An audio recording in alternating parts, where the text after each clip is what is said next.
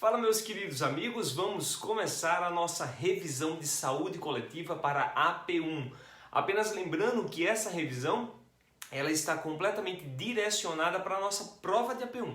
Então o intuito aqui não é trabalhar um conteúdo como nós trabalhamos em sala de aula, mas apenas direcionar, dar os nortes, os pontos chaves que irão cair na nossa prova. Então eu fiz um roteirozinho mais ou menos para a gente se basear. E a primeira coisa que nós precisamos lembrar e estudar é sobre os conceitos de saúde e o conceito de doença. Meus queridos amigos, eu preciso que vocês lembrem que esse conceito na atualidade ele está mais amplo, levando em consideração tanto os aspectos físicos quanto os aspectos da saúde mental, espiritual, de todos os AU que nós trabalhamos em sala de aula. Então aquele conceito mais antigo de saúde como ausência de doença, ainda trabalhada pela saúde pública, ele na verdade está um pouco mais em desuso. Agora as tendências e a ordem multicausal da coisa tem trazido séries, inúmeros elementos vinculados com a questão do determinismo da saúde. Então dá uma lida naquele artigo que nós falamos em sala de aula, que nós discutimos em sala de aula, observa lá aquela questão da ontologia que nós trabalhamos inclusive no nosso simulado, porque com certeza ele estará na nossa prova. Depois é importante que a gente relembre aqueles slides que falavam da história natural da doença, que na verdade conta a maneira como a doença ela se apresenta no paciente. Lá nós trabalhamos dois períodos, um período pré-clínico e um período clínico. Na verdade, o que nós observamos lá é um período patogênico e pré-patogênico, mas basicamente é a mesma coisa. E lá é importante que vocês associem os aspectos da prevenção. Então, por exemplo, lá no período pré-patogênico, o período pré-clínico, o que é que nós temos? Nós temos a prevenção primária e todas as medidas de prevenção primária elas estão voltadas para o não surgimento da doença. Enquanto que no período patogênico, período clínico, nós temos medidas associadas com o aspecto da doença. Então são as medidas de prevenção secundária e terciária. Essas medidas elas vão lidar com o paciente diretamente no processo de doença e também no processo de reabilitação. Lembrando que existe uma tríade na história natural da doença, que é lá o hospedeiro, o agente e o meio ambiente. Eles se conversam no processo de surgimento, da maneira como eles vão lidar para o aparecimento, a sua relevância, a relevância de cada um desses tópicos no processo de aparecimento da doença. Então relembra tudo isso, tá joia?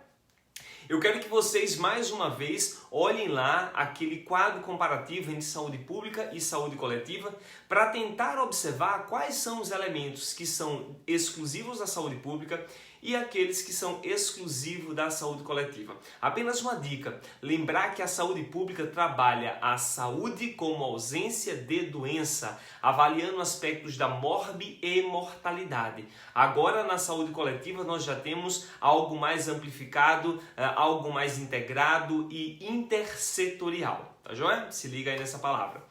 Muito bem, medidas de saúde coletiva. O que é que nós falamos de medidas de saúde coletiva? Morbidade e mortalidade. Senhores, nós já falamos disso. Morbidade se refere à doença, mortalidade às mortes. Nós falamos de algumas séries de mortalidade, desde a mortalidade infantil à mortalidade materna. Mas eu queria trabalhar com vocês um pouquinho nessa prova a ideia da morbidade, trabalhando os valores de incidência e de prevalência.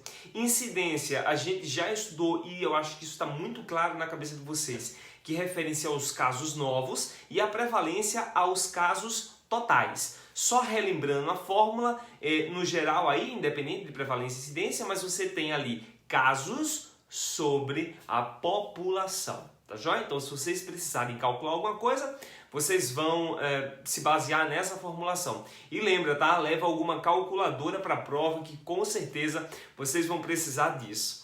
Bom, quando a gente vai falar de doença transmissível, só para a gente finalizar ali os nossos conteúdos que serão trabalhados na P1, a gente tem que lembrar sobre o que é uma doença transmissível e a importância dos agentes microbiológicos nessa doença. Lembrar que o contato ele pode ser direto, o contágio pode ser direto ou indireto, Esse contágio, quando direto, ele é transpassado de pessoa para pessoa ou de pessoa a animal. Quando o contágio ele é indireto, então nós temos a utilização daqueles dois elementos, os vetores e os veículos. E eu quero que mais uma vez vocês observem qual que é a diferença do vetor para o veículo. Vocês serão cobrados quanto a isso na prova.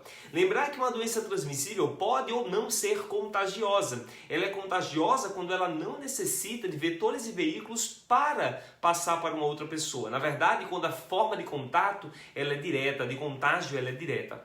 Bom, eu quero que vocês relembrem ainda aqueles conceitos de epidemia e de endemia. Então, o que é uma doença endêmica e o que é uma doença epidêmica? Tá joia? Bom, eu acho que dessa forma a gente consegue finalizar a nossa revisão completamente direcionada para a nossa prova. Não foge desse conteúdo, porque o que está na prova é isso. E eu tenho certeza que com as nossas aulas, com o nosso simulado, com a nossa tirada de dúvida, eu tenho certeza que essa prova vai ser um sucesso. Meninos, muito boa sorte. Eu espero vocês na prova para arrasar. Beijo bem grande para todo mundo. Tchau, tchau.